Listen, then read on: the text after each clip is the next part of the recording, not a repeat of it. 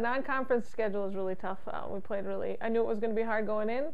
Losing our point guard right away, Sammy Doucette, after the third game, I knew it was going to be a challenge, but it looks like the ladies understood why we're playing such a tough non-conference schedule to get ready for conference. So it was just being patient, letting the young players learn what they needed to do, getting everybody in a healthy situation, getting everybody back from break. We had a couple injuries, a couple people missing, and I just felt the difference when they all were able to be back together in practice.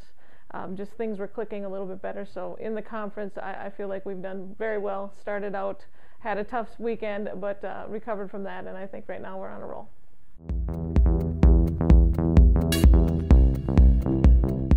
Taylor and Laura Amos and Fellbaum, as we call them, great leaders, loyal players, love the game.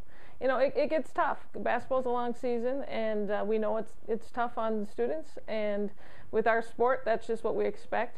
It's hard to keep rosters big, 17, 18, when people are really focused on school also. And we're just happy that they've been devoted to the program. They've improved every year. If you look at their stats, they show great leadership on the floor and off the floor. They keep the team together, and I can honestly say in 18 years, this is probably one of the closest knit teams. And sometimes, bigger squads get harder for that to happen.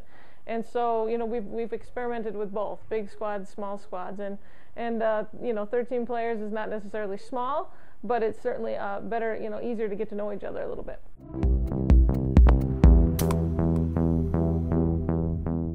Well, our young players are performing obviously at expectations that are higher than most freshmen have and sophomores. So as Erin really is coming in as a sophomore, is more of a freshman. She didn't play last year. And so we really have a young core, but they are up for the challenge. And it's been nice to see them develop, and that's kind of where we took our lumps early. If they're young and we expected a lot out of them, and now they're showing why we recruited them, why we like them to be at our program. They are good athletes, good basketball players, and they are great teammates. And they're seeing each other now a little bit on the floor. So Mariah carries a huge weight on her shoulders. She's been able to, hold us up and lead us on the court, and that's been a great surprise for somebody her age. So I expect great things for them in the 4 years they'll play for us. But we've just been really happy with the young play and how they've been developing.